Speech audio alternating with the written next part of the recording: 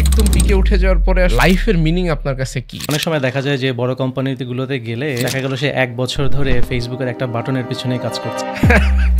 তাদের পারপাসই থাকে এই বড় কোম্পানিগুলোতে যাওয়া, একটা বেটার লাইফস্টাইল পাওয়া, মানুষকে বলতে পারে আমি মেটাতে কাজ করি। এই ধরনের ইগোসেন্ট্রিক চিন্তাভাবনা যাদের থাকে তাদের লাইফ ইউজুয়ালি 40+ হওয়ার পর মিজারেবল লাইফ থাকে। আল্লাহ মানুষকে ডিফিকাল্ট সিচুয়েশনে ফেলেন, তখন প্রত্যেকটা মানুষের কাছে দুটো অপশন আছে।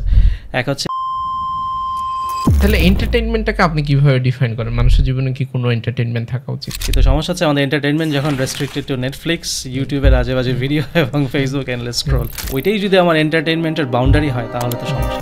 সোশ্যাল মিডিয়াতে বিশাল বিশাল সব চাইল্ড প্রস্টিটিউশন রিং অপারেট করে, বাকিটা নাই বললাম।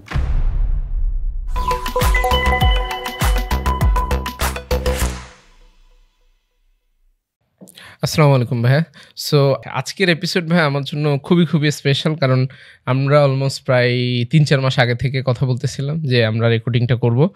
এবং স্পেশাল বলার আরেকটা বড় কারণ হচ্ছে ব্রেনস্টেশন 23 সিইও রাইসুল ভাই হচ্ছে আমার লাইফের গুরু, এবং রাইসুল ভাইয়ের মুখে আপনার কথা আমি ওই একদম অলমোস্ট ডে 1 থেকে শুনে বড় হয়েছি। এবং রাইসুল ভাইয়ের ব্যাপারটা হচ্ছে এরকম যে আপনি রাইসুল ভাই আপনাকে ক্ষেত্র বিশেষে গুরু মানে এরকম একটা অবস্থা।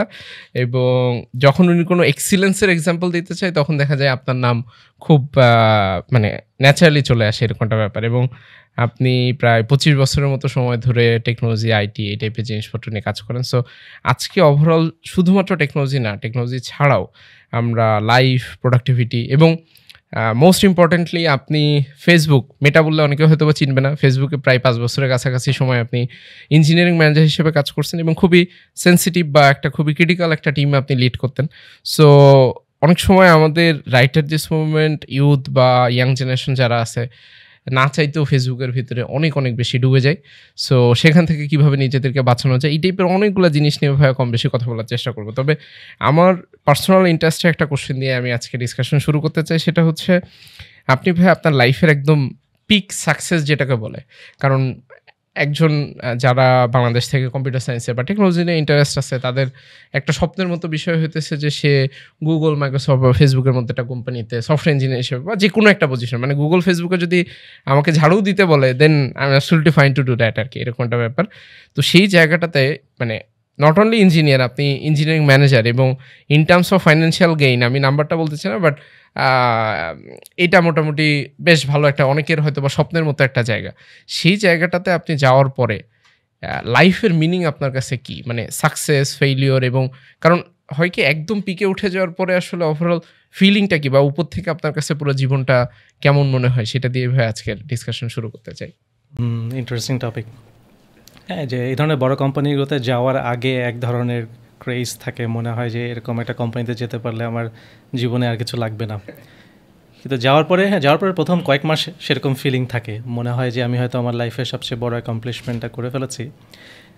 কিন্তু অনেক সময় দেখা যায় যে বড় কোম্পানিগুলোতে গেলে ওখানে তো হাজার ইঞ্জিনিয়ার আছে, তাদের মধ্যে একজন ইঞ্জিনিয়ারের রেসপন্সিবিলিটি অনেক সময় অতটা বেশি হয় না। দেখা যায় যে তাকে হয়তো সেরকম অনেক বড় কিছু করতে না দিয়ে দেখা গেল সে 1 বছর ধরে ফেসবুকের একটা বাটনের পিছনেই কাজ করছে।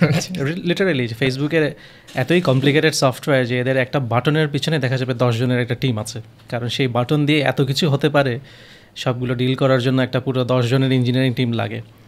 তো অনেক সময় অনেক ইঞ্জিনিয়ারকে জিজ্ঞেস করা যদি হয় যে সে তার ফেসবুকে 4 বছরের অ্যাকমপ্লিশমেন্ট কি, সে বলবে ওই বাটনের পিছনে একটা টিমে আমি কাজ করেছি, জাস্ট সেটাই। কিন্তু সেটার পিছনে যেটা হয় যে অনেক প্রবলেমের ডেপথটা অনেক বেশি, এখানে এত বেশি সিনারিও আছে। ফেসবুক যেহেতু মোর দ্যান 190 কান্ট্রিজের মধ্যে আছে, সমস্ত কান্ট্রির rules and regulation, culture, challenges, এগুলো সব ডিল করেই সলিউশন বানাতে হয় আমাদেরকে, এবং সেই সলিউশন বানাতে হয় এমনভাবে যেন সেকেন্ডে 100 মিলিয়ন রিকোয়েস্ট হ্যান্ডেল করতে পারে। এই কারণে এক একটা বাটনের পিছনে একটা করে টিম বসাতে হয়।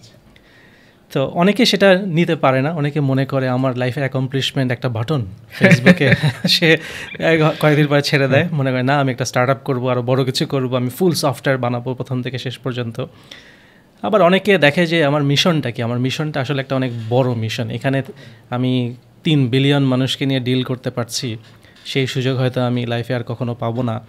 অনেকে মিশনের কারণেও অনেক সময় দেখা যায় যে খুবই ইন্টারেস্টেড থাকে। বাট ডিপেন্ড করে যে অনেকে যদি তার রোল হয় হচ্ছে অ্যাড রেভিনিউ আর্ন করা, সে হয়তো ডিজার্টেন্ট হয়ে যেতে পারে কয়েকদিন পরে, যে আমার টার্গেটই হচ্ছে প্রত্যেক বছরে আমাকে লেটসে $1 মিলিয়ন রেভিনিউ আর্ন করতে হবে।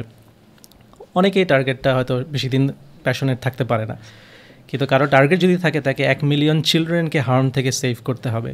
এই ধরনের ইঞ্জিনিয়ারদেরকে আমি দেখেছি তারা কোনো দিন ডিসহার্টেন্ড হয় না তার প্রজেক্টের, তাদেরকে in fact as a engineering manager আমাদেরকে ম্যানেজও করতে হয় না। তারা এই মিশনে এবং এই সাকসেসগুলোতে তারা এত বেশি ফায়ার্ড আপ থাকে যে তারা নিজেরাই সেলফ মোটিভেটেড হয়েই বছরের পর বছর দেখা যায় ওই একটা বাটনের পিছনে কাজ করে যাচ্ছে, এবং তার লাইফে গোলই হচ্ছে যতগুলো মানুষকে আমি হার্ম থেকে বাঁচাতে পারি। তো এটা কাজের নেচারের উপর ডিপেন্ড করে যে যাওয়ার পরে তার কেমন লাগে। বাট আমি আসলে যেটা জানতে চাচ্ছি না, আপনি তো মোটামুটি ইঞ্জিনিয়ারিং পার্সপেক্টিভ বা অ্যাজ এ ক্যারিয়ার পুরো জিনিসটা কেমন হবে, বাট একদম আপনি যখন ক্যারিয়ারের এরকম পিক জায়গাতে গেলেন অ্যাজ এ পার্সন, বা আপনি পার্সোনালি আপনার কেমন মনে হয়েছে, ব্যাপারটা কীরকম মনে হয়েছে যে এই জিনিসের জন্য এতদিন ধরে মানে এত এক্সাইটমেন্ট বা এই টাইপের কাজ করছে, এবং মানে এইটাই কি লাইফ? অনেকে কিন্তু এইভাবেই তার লাইফটাকে ডিফাইন করে যে আমি ফেসবুকে যাইতে পারলে আমার লাইফটা আমার অ্যাচিভমেন্ট হয়ে গেছে, এরপরে যদি আমার জীবন নাও থাকে doesn't matter, but I have achieved something. So ওইরকম কোনো কিছু ওই অ্যাসপেক্টে ভাই জানতে চাচ্ছিলাম। আমার আসলে ফেসবুকে যাওয়ার কখনোই প্ল্যান ছিল না। আমি আসলে অ্যান্টি সোশ্যাল পারসন বলতে গেলে। আমি সোশ্যাল মিডিয়াতে যত কম থাকা যায় থাকার চেষ্টা করি। আমি সোশ্যাল মিডিয়ার খুব একটা ফেভারেট না। এর মোস্ট অফ দ্য কারণ হচ্ছে যে সোশ্যাল মিডিয়াতে যে ম্যাসিভ হার্ম হয়, এই হার্মগুলো থেকে আমি নিজেকেও বাঁচাতে চাই, অন্যকেও বাঁচাতে চাই। তো এই কারণে ফেসবুকে গিয়ে আমি কোনোদিন কাজ করব এটা আমি আসলে কোনোদিন চিন্তা করিনি। এই অপরচুনিটি আমার কাছে আসে এবং তারা আমাকে যে মিশনটা দিয়েছিল যে মেসেঞ্জারের সেফটি টিম বিল্ড করতে হবে লন্ডনে। আমি জয়েন করার আগে মেসেঞ্জার শুধু ইউএসএতে ছিল, লন্ডনে বা ইউকেতে কোনো প্রেজেন্স ছিল না মেসেঞ্জার অর্গানাইজেশনে। তো তারা আমাকে বললো যে আমরা মেসেঞ্জারকে ইউকেতে ট্রাই করে দেখতে চাই, ইউকেতে টিম বিল্ড করা যায় কিনা, এবং আমাদের ফার্স্ট টিমগুলো হবে হচ্ছে সেফটি টিম। এবং আমাকে কিছু তারা প্রবলেম বললো যে এই লেভেলের প্রবলেম হচ্ছে, এগুলো ডিল করা দরকার, ইঞ্জিনিয়ারিং সলিউশন দিয়ে আমি ইন্টারেস্টেড কিনা। তো এই মিশনটার কারণেই আমি খুব ইন্টারেস্টেড হয়েছিলাম ফেসবুকে যাওয়ার জন্য। আমি ফেসবুকের গ্রোথ নিয়ে বা ফিচার অ্যাড করা নিয়ে বা ইমোজি নতুন ইন্ট্রোডিউস করা, এআর ভিআর, এগুলো নিয়ে আমার কখনো কোনো ইন্টারেস্ট ছিল না। কোনোভাবে মানুষ ফেসবুকে যাক এটা আমি চাই না, যারা আছে তাদেরকে যেন সেফ রাখা যায় সেটাই আমার সবসময় চেষ্টা ছিল। তো এই কারণে যে যখন দেখলাম যে অপরচুনিটিটা, মিশনটা খুব নোবেল মিশন, তখনই আমার ইন্টারেস্ট হলো যে যাওয়ার। আর যেটা হতে পারে, আমার মনে আছে যে ছোটোবেলায় আমি যখন .NET-এ প্রোগ্রামিং করতাম তখন একটা ফ্যাসিনেশন ছিল মাইক্রোসফটে যেতেই হবে যেভাবেই হোক, না গেলে জীবন বৃথা। মাইক্রোসফট .NET টিমে অফারও পেয়েছিলাম। আচ্ছা, কিন্তু তখন একই সাথে আমি একটা স্টার্ট আপ করছিলাম, পেজফ্লেক্স নামে একটা স্টার্ট আপ করি বাংলাদেশ থেকে, সেটা প্রথম স্টার্ট আপ ছিল। চিন্তা করে দেখলাম যে এখন যদি স্টার্ট আপ ছেড়ে চলে যাই তাহলে এই যে 10-12 জন এমপ্লয়ি আছে এদের কী হবে, আমার তো স্টার্ট আপ বন্ধ হয়ে যাবে। তো ওদের কথা চিন্তা করে দেখলাম যে থাক, না গিয়ে আমি বরং আমার স্টার্ট আপটাই কন্টিনিউ করি। আর বড় কোম্পানিতে যাওয়ার সমস্যাটা হচ্ছে যে ওই এগেইন যে মনে হয় ওখানে গিয়ে হয়তো বিরাট কিছু করে ফেলবো, কিন্তু দেখা যায় যে ইন্ডিভিজুয়াল ইঞ্জিনিয়ারদের রেসপন্সিবিলিটি অত বড় হয় না। তো এই কারণে অনেকেই ওই গিয়ে যখন দেখে যে তাকে একটা খুব ছোট পরিসরের মধ্যেই কাজ করতে হচ্ছে, তখন তারা ডিসহার্টেন্ড হয়ে যায়। তো ওইটাও আমি চিন্তা করে দেখেছিলাম যে আমি যদি .NET টিমে জয়েনও করি, শত শত ইঞ্জিনিয়ার আছে, তার মধ্যে আমার ডোমেইনটা হবে খুবই ছোট একটা ডোমেইন, সেটা থেকে আমি স্যাটিসফাইড থাকবো নাকি আমি একটা স্টার্ট আপ চালাবো যেখানে আমি অনেক কিছুতে, অনেক টেকনোলজিতে এক্সপোজার হতে পারবো। এবং সেই এক্সপোজারের কারণেই আমি ফিউচার লাইফে যে অনেক আরও বেটার অপরচুনিটিগুলো পেয়েছি সেগুলোর জন্য আমার এনাফ নলেজ অ্যান্ড এক্সপিরিয়েন্স হয়েছিল, যেটা আমি যদি .NET টিমে জয়েন করতাম আমার কখনই হতো না। আপনি ভাইয়া ওই যে মিশনের কথা বলতেছিলেন যে মেসেঞ্জার টিমের মিশনটা আপনার কাছে খুব ইন্সপায়ারিং লাগছে, এই কারণে আপনি ওখানে জয়েন করছেন। ফ্যাক্ট হইতেছে যখন আপনার মতো কোনো একটা সাকসেসফুল মানুষের কাছে কেউ জিজ্ঞাসা করে, তখন তার কাছে তার প্যাশন বা মিশন এমন একটা জিনিস হয় যেটা কোনো ম্যাটেরিয়ালিস্টিক কোনো জিনিস না। ইউজুয়ালি তো ধরেন যখন কোনো একটা ইয়াং মানুষ চিন্তাভাবনা করে, সে চিন্তাভাবনা করে যে আমি ফেসবুকে যাব, আমি বছরে প্রায় 1 কোটি টাকার উপরে বেতন পাবো এবং ফাইন্যান্সিয়াল একটা গেইন হবে, আমার লাইফস্টাইলে হেভি একটা চেঞ্জ আসবে, I will have a better life. But এই যে যখন একদম সাকসেসের পিকের জায়গাটাতে পৌঁছায় যে 25 বছর পরে, তখন আবার মনে হচ্ছে যে না, টাকা পয়সা না, এটার বাইরে আমার আনুষঙ্গিক। সো ওই যে মিনিং অফ লাইফ বা পারপাস অফ লাইফের সাথে আপনার যে মিশন, সো আপনি কি এটা আপনার আর্লি ক্যারিয়ার থেকে চিন্তা ভাবনা করছেন বা কখন এটার রিয়েলাইজেশন আসছে? এবং যারা এখন এই ভিডিওটা দেখতেছে তাদের উদ্দেশ্যে যদি আপনি একটু বলার চেষ্টা করেন যে কিভাবে তার ক্যারিয়ার বা লাইফ নিয়ে চিন্তা ভাবনা করা দরকার, যেটা তার জন্য অনেক বেশি মিনিংফুল হবে বলে মনে হয়। হ্যাঁ, একজনের সিচুয়েশন এক এক রকম। কারো হয়তো খুব ফিনান্সিয়াল ক্রাইসিস থাকতে পারে, তার এই ক্রাইসিস থেকে বের হওয়ার জন্য একটা গুড স্যালারির জব দরকার। কারণ ফিনান্সিয়াল ডিফিকাল্টির মধ্যে থাকলে লাইফে বড় কিছু করার চিন্তা কেউ করতে পারে না। তার একটা ফিনান্সিয়াল ফ্রিডম দরকার। ফ্রিডম পাওয়ার পরে সে হয়তো অনেক বড় কিছু করার স্টেপ নিতে পারে। তো যারা এই ধরনের সিচুয়েশনে আছে তারা হয়তো প্রথম দিকে আর্নিংটাকে প্রায়োরিটাইজ করলো যেন সে একটু ফিনান্সিয়াল ফ্রিডমটা পায়, এবং ফ্রিডমটা পাওয়ার পরে তারা মিশন বা একটা নোবেল কাজের দিকে যাওয়ার চেষ্টা করবো, যেটা অনেকে করে। অনেকেই এই ধরনের মেটা বা গুগল এই কোম্পানিগুলোতে প্রথম দিকে জয়েন করে যে একটা ক্যাপিটাল বিল্ড আপ করার জন্য। কয়েক বছর সে ক্যাপিটাল বিল্ড আপ করবে, করে গিয়ে তারপরে গিয়ে সে একটা বড় কিছু করবে, নিজে থেকে ইনিশিয়েটিভ নিয়ে কিছু একটা করবে। কিন্তু কারো যদি এরকম ফিনান্সিয়াল ডিফিকাল্টি না থাকে, সে অলরেডি একটা ওয়েল পেইড জবের মধ্যে আছে, কিন্তু সে মেটাতে যেতে চায় ফর ইভেন বেটার আর্নিং,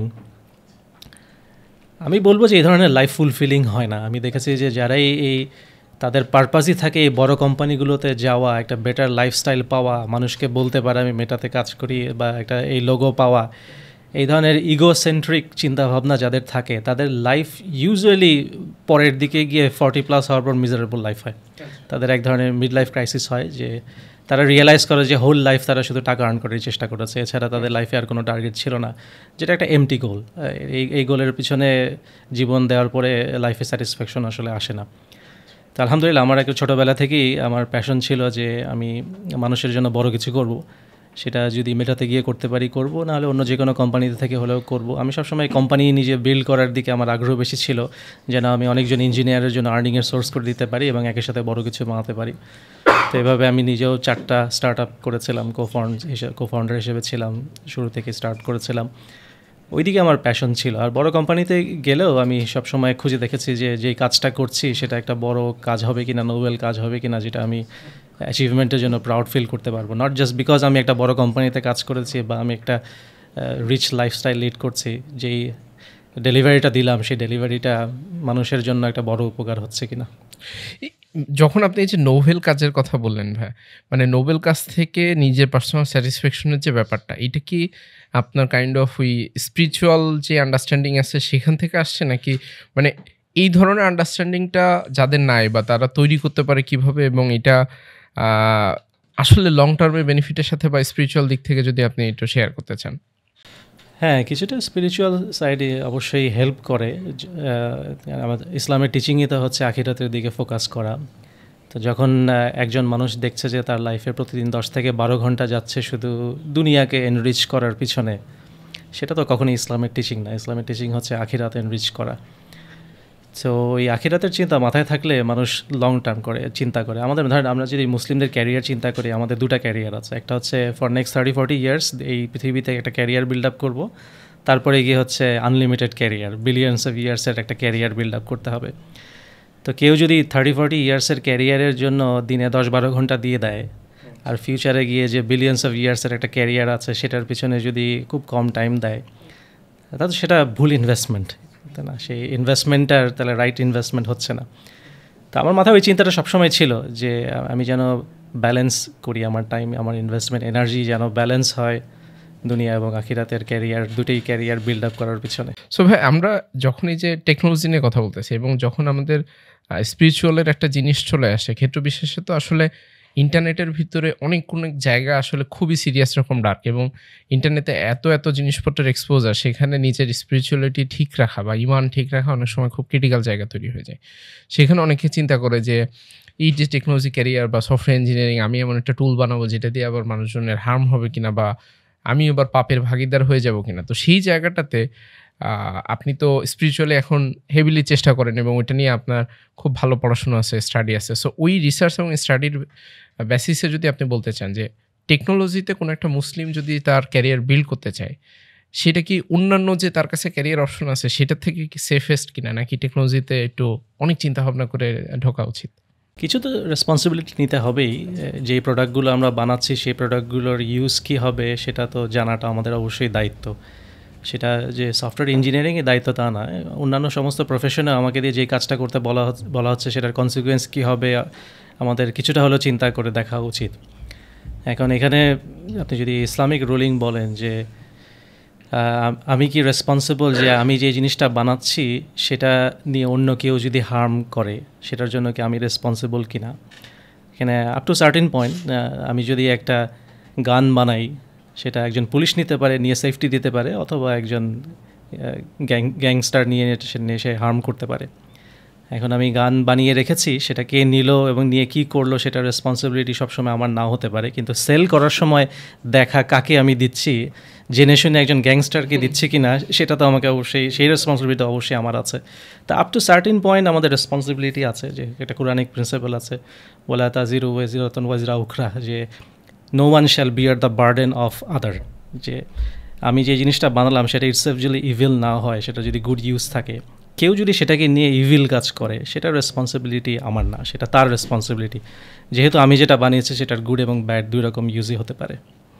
তো সফটওয়্যার যারা ক্যারিয়ারে আছেন তাদেরকেও ওই যে ব্যাপারটা খেয়াল রাখতে হবে যে সে যদি একটা গিয়ে হার্মফুল ওয়েবসাইট বানায়, যে ওয়েবসাইটে গিয়ে হার্মফুল কাজ হবে ক্লিয়ারলি সে জানে, তাহলে সেই ধরনের প্রজেক্ট না নেওয়াই বেটার।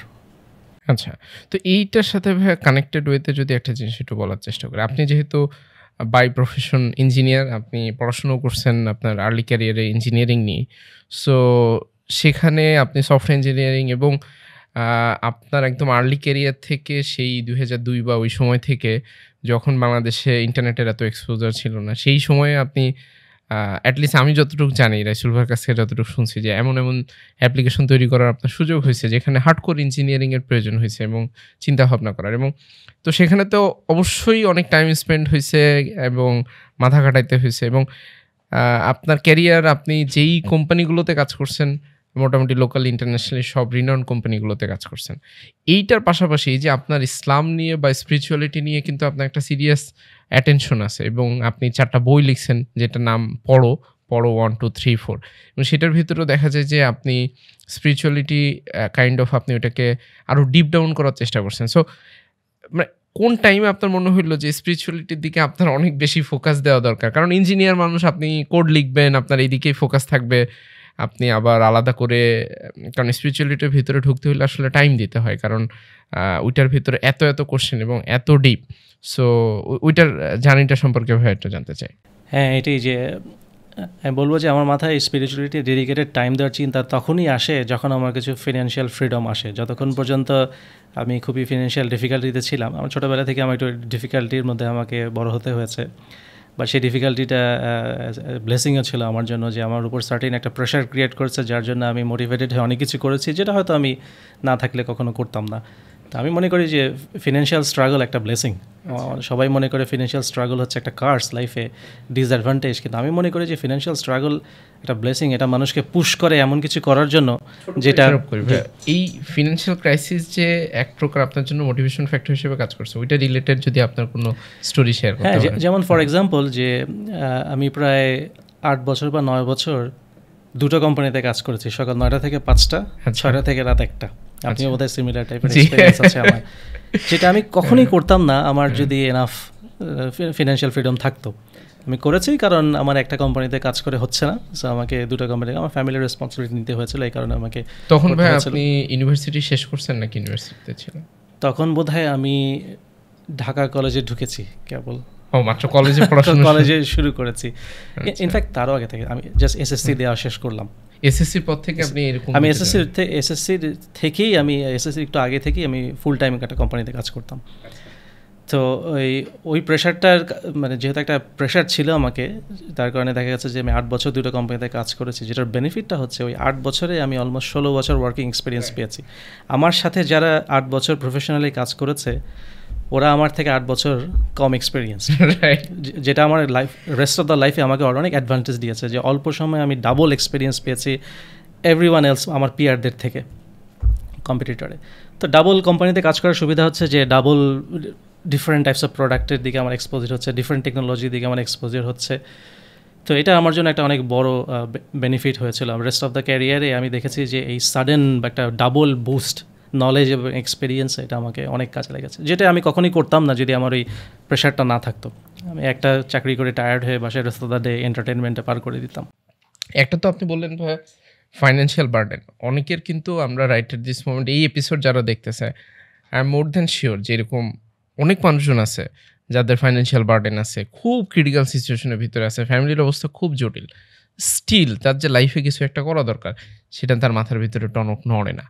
টনক নাড়ানোর কি কোনো উপায় বা কোনো কিছু আছে কিনা, বা এই যে সে একটা কাইন্ড অফ লাইফলেস বলা যেতে পারে, লাইফলেস একটা লাইফ লিড করে। যেমন আপনি এইচএসসি, যেমন অনেকে বলে যে আমি তো ইউনিভার্সিটিতে পড়ি, আমি পার্ট টাইম যে একটা জায়গাতে কাজ করবো, কোনো একটা পার্ট টাইম প্রজেক্টে কাজ করবো, সেইটা টাইমই ম্যানেজ করতে পারি না। সেখানে আপনি কলেজ লাইফ থেকে পুরো টাইম ম্যানেজমেন্ট এবং এই যে লাইফের সিচুয়েশনটাকে আপনার পক্ষে কাইন্ড অফ আপনি ইউটিলাইজ করার চেষ্টা করছেন, সেটা নিয়ে যদি বলতেন ভাই। আপনার কোয়েশ্চেনটা আমাকে একটু পয়েন্ট করেন যে এক্স্যাক্টলি কোন জায়গাটায় আপনি জানতে চাচ্ছেন ডিটেল। আমি যে জায়গাটাতে জানতে চাই প্রথমত হচ্ছে যে যারা এই যে কাইন্ড অফ ধরেন তার একটা জটিল সিচুয়েশনের ভিতরে আছে, তারপরেও সে ওখান থেকে বের হয়ে আসতে পারতেছে না, প্রথমত কেন বের হয়ে আসতে পারে না বলে আপনার মনে হয়? হ্যাঁ, যে লাইফে ফিনান্সিয়াল ডিফিকাল্টিতে যখন একজন মানুষ পড়ে এবং তার কাছে যে অপরচুনিটিগুলো আছে সেগুলো দিয়ে কোনো মতে তার চলে যাচ্ছে, এরকম সিচুয়েশনে অবশ্যই আল্লাহ মানুষকে ফেলেন এবং এটা অবশ্যই তার জন্য একটা টেস্ট, তার রেজিলিয়েন্সের টেস্ট। কিন্তু এই সিচুয়েশনগুলোতে থাকলে যে বেনিফিটগুলো হয় সেই বেনিফিটগুলো অনেকে বেনিফিটগুলো নেন, অনেকে বেনিফিটগুলো নেন না। সেটাই হচ্ছে সমস্যা, যে আল্লাহ মানুষকে ডিফিকাল্ট সিচুয়েশনে ফেলেন, তখন প্রত্যেকটা মানুষের কাছে দুটো অপশন আছে। এক হচ্ছে এই ডিফিকাল্ট সিচুয়েশনটাকে ইউটিলাইজ করে নিজের রেজিলিয়েন্স ডেভেলপ করা, নিজের কিছু কোয়ালিটি ডেভেলপ করা যেগুলো সুখে থাকলে কখনোই হতো না। সো এটা হচ্ছে একটা অপশন। আর একটা অপশন হচ্ছে জাস্ট এই ডিফিকাল্টিটাকে লাইফের একটা কার্স, একটা বার্ডেন মনে করে সামহাও কোনো মতে ডিফিকাল্টিটা পার করে যাওয়া with a bitter feeling on life and some perspective. তো মানুষের মাইন্ডসেটের উপর চেঞ্জ করে যে মানুষ কীভাবে তার ডিফিকাল্টিটাকে নেয়। তো আমি যেটা বলবো যে যারা এরকম ফিনান্সিয়াল ডিফিকাল্টিতে আছে তারা যেন ধরে নেয় যে আল্লাহ তাদেরকে একটা ট্রেনিংয়ের মধ্যে দিয়ে নিয়ে যাচ্ছেন। এই ট্রেনিংয়ের মধ্যে দিয়ে গিয়ে তার পেশেন্স হয়, সে তার পেশেন্স ডেভেলপ করতে পারে, তার রেজিলিয়েন্স ডেভেলপ করতে পারে, সে সিচুয়েশন ম্যানেজ করা শিখতে পারে। কারণ ডিফিকাল্ট সিচুয়েশনে পড়লে তাকে দেখা যাচ্ছে ফ্যামিলি ম্যানেজ করতে হচ্ছে, অফিস ম্যানেজ করতে হচ্ছে, অনেক কিছু ম্যানেজ করতে হচ্ছে যেটা অন্য সময় করতে হয় না। অনেক সময় সে বিভিন্ন লিডারশিপ স্কিল ডেভেলপ করতে পারে।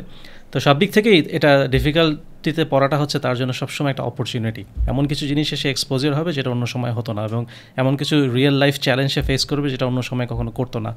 এটাকে পজিটিভলি নেওয়া, নিয়ে লার্নিংয়ের মধ্যে দিয়ে পার করা, সবসময় আস্থা রাখা যে আল্লাহ তাকে এই সিচুয়েশনে ফেলেছেন ফর সাম রিজন, তাকে কোনো একটা ট্রেনিং করতে হবে, তাকে কোনো একটা স্কিল বিল্ড করতে হবে যেটা তার পরে গিয়ে কাজে লাগবে। হতে পারে আল্লাহ তাকে ফিউচারে একটা খুব ডিফিকাল্ট রোল দিবেন, যেটা আমি ক্লিয়ারলি আমার লাইফে দেখেছি যে আল্লাহ আমাকে প্ল্যান করেছেন যে আমাকে ফিউচারে উনি কিছু ডিফিকাল্ট রোল দিবেন, যে রোলগুলোর জন্য আমাকে আর্লি লাইফে একটা খুবই ডিফিকাল্ট বেশ কিছু বছরের মধ্যে দিয়ে পার করাটা দরকার ছিল। কারণ ওই ট্রেনিংয়ের মধ্যে দিয়ে গিয়ে আমি কিছু নলেজ অ্যান্ড এক্সপিরিয়েন্স ডেভেলপ করেছি যেটা আমার ফিউচারে গিয়ে কাজে লেগেছে।